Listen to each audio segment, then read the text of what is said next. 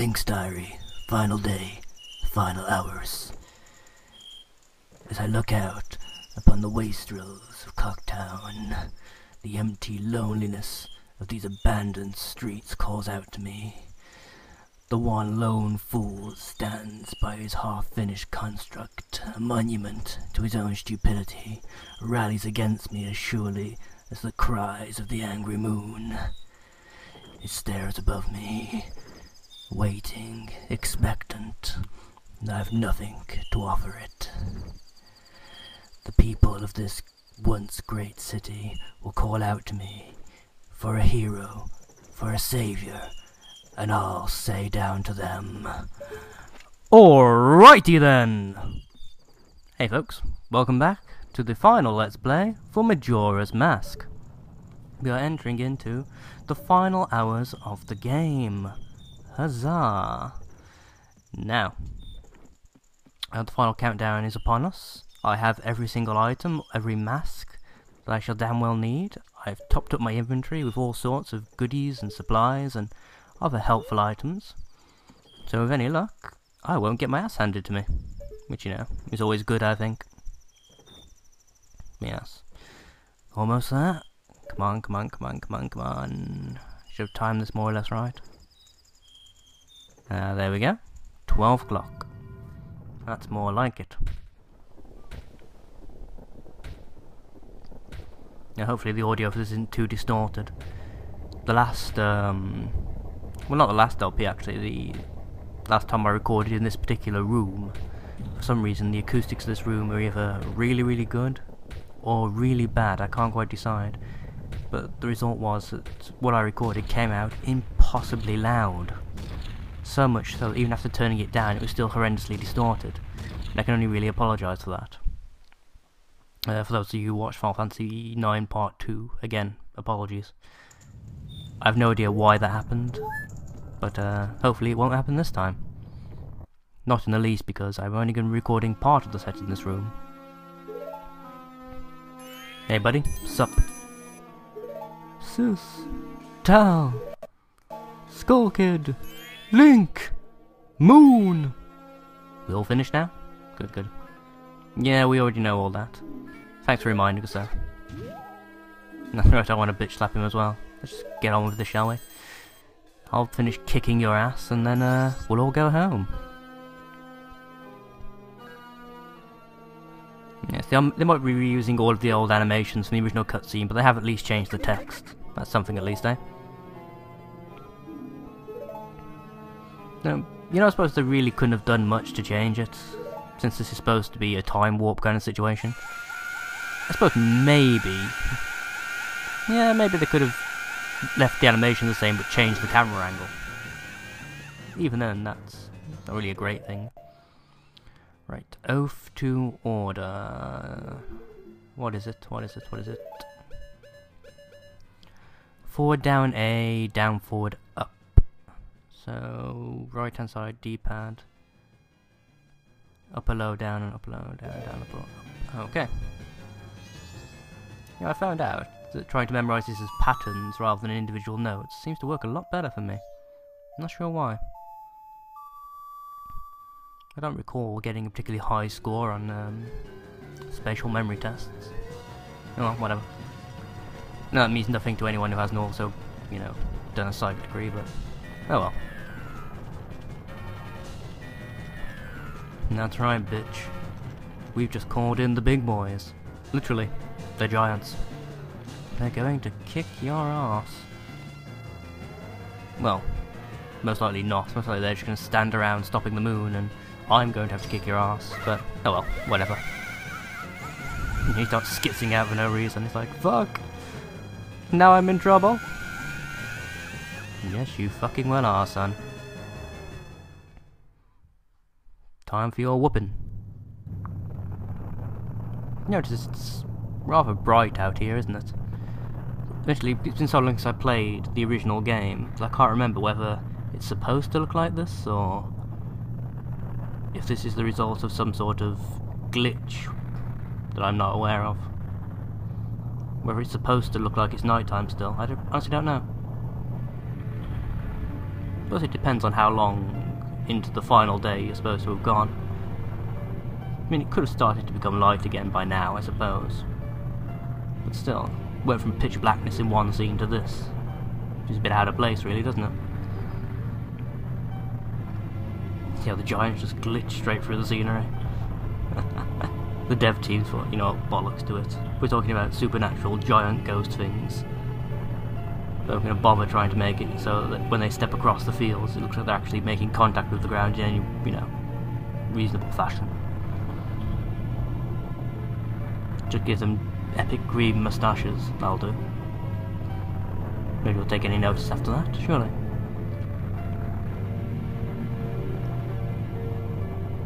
Here it comes, here it comes. Bit of a warm-up going on. Alright, and 1, 2, 3, 4, lift! Come on, boys, put your backs into it. But you don't have backs, do you? Alright, I don't know, actually. Just, however you're doing it so far, just keep lifting. I do miss these sort of strange and wonderful character designs in games. I really do. Now everything, even the alien creatures, have to have a, you know, an explainable and reasonable humanoid form, which is, well, it's just boring, really, isn't it?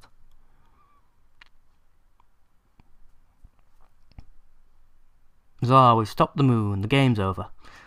Well, hope you all had fun. I shall see you all in the next game, and oh, there's more cutscenes to come. Well, guess we'll watch these first then. Well done for pointing that out, Tal. We're very impressed by your reasoning. Oh, the happy reunion moment. And me without my camera. Actually, no, Link does have a camera in game, doesn't he? Guess he doesn't really care either. Fair enough. I'm pretty sure he's dead, guys. Don't know how to break it to you.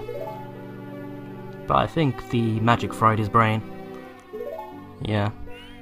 Magical aneurysm, what a way to go.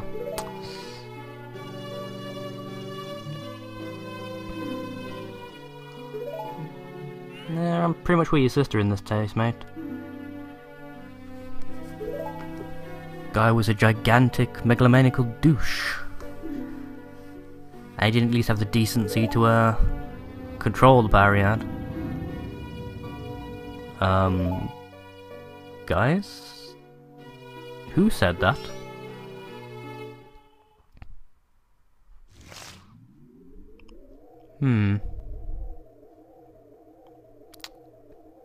Right, that's different. Holy shit.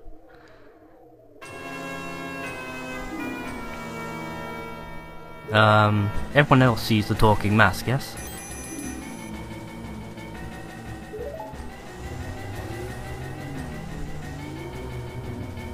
And now the mask is going to possess the moon itself. Well, that can't end well. Feel sorry for the poor bastard who has to deal with that problem. Oh, right. Shit. Is it too late to back out? I mean, this moon's only going to obliterate Termia, right? Hyrule's going to be fine. If we can jump back into the Underforest in time, I'm sure we'll be safe. But no, that's not an option, of course. That's not the heroic way of doing it, so... just warping back in time. Fuck it. We tried, it didn't work, oh well. Imagine how far away we could get in 3 days.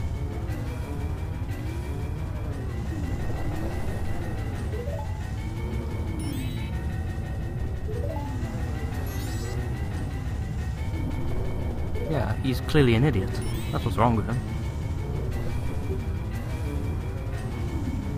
Oh, the cliche of the young male in a Japanese production. I can't keep running away, I must be stronger. No, I'm pretty sure running away is a tremendous option in this case. I'm sure these 4 guys can hold the moon up at least for a little while longer. Longer as to clear the blast radius, certainly. Well, impact radius, same difference. But no, Link, defying my wishes, went to be brave and heroic. And now we're all dead. I hope you're happy, Link. Well, this is terrifyingly at odds with everything we've seen thus far. Seriously, in any other game, this would be beautiful. But in a game like Majora's Mask, where we've been sort of trained to expect horror and devastation at every turn, suddenly being dropped into a scene of peaceful tranquility is actually even more frightening. Well, at least it is when you first play this anyway.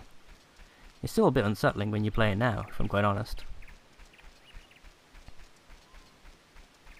So, where are they? Should be here, so... Ah, there we go. You'll notice over there in the distance, a kid wearing Majora's Mask, sitting against the trunk of the tree, and around him, several other kids running around wearing the temple boss masks.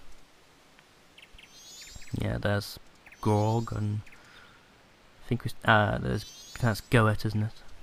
Yeah, Goet. Now, you don't have to speak to these guys at all, you can just run straight up to the little douche wearing Majora's Mask and initiate the final fight. But, because I want the final bonus item, I'm going to talk to all of these kids, and when you do, they ask you to give them some of your masks. Now, each one will ask for an increasing number of masks. This first guy only wants 2 in total. 1 now, and 1 after you've completed his little challenge. The second one will want 2 to initiate the challenge, 2 to finish it, and so on and so forth, until all of your masks are gone. Which means that, have you not been following my little guide and collected everything up until this point, you will have absolutely no way of acquiring the final and most powerful mask in the game.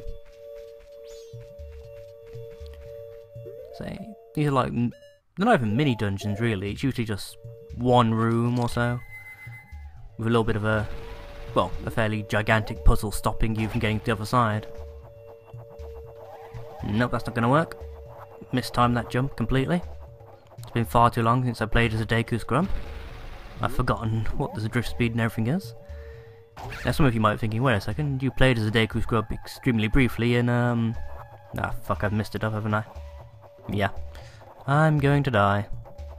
Actually no, if I'm high enough, I should be able to drift in this one position, and haha! I thought you had me, didn't you, yawning chasm? Not a bit of it. Not a bit of it, son. Yeah, what was I thinking of now? I can't remember. No, whatever. Can I make this now? No, I jumped too early. Fuck. Ah, shit. Go on, go on, go on, go on, go on. Ah, bollocks. Okay. For anyone who's keeping track, this is attempt number 5. Though I say that, not in the usual way I operate, I'm probably going to cut this out, but what the hell. Alright. Let's go for this little platform first this time. Seems to give me the best success ratio rather than trying to jump straight to the other Deku flowers.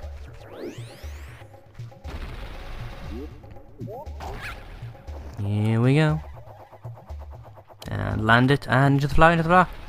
Ah, missed me. Right.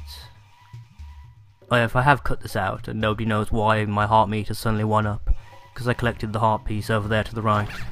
And that was the last one apparently that I needed in order to get a extra heart container. I've got nowhere near the full amount you can get for this game, but I'm hoping that this plus the double defense stat should be more than enough for me to show you both ways of beating Majora's Mask. Okay, fine. Bossy little freak. Of course I found you. You weren't exactly very well hidden, were you? Stupid little freak.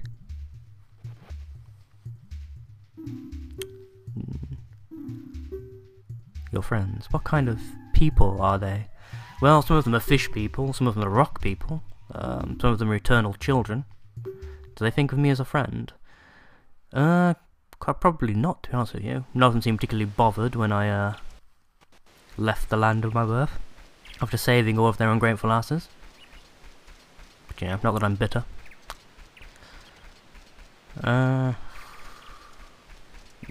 The cats decide to curl up right against me. He's having one of these clingy moments when he feels the need to let me know that he is my friend. Aren't you, Matt Cat? Yeah.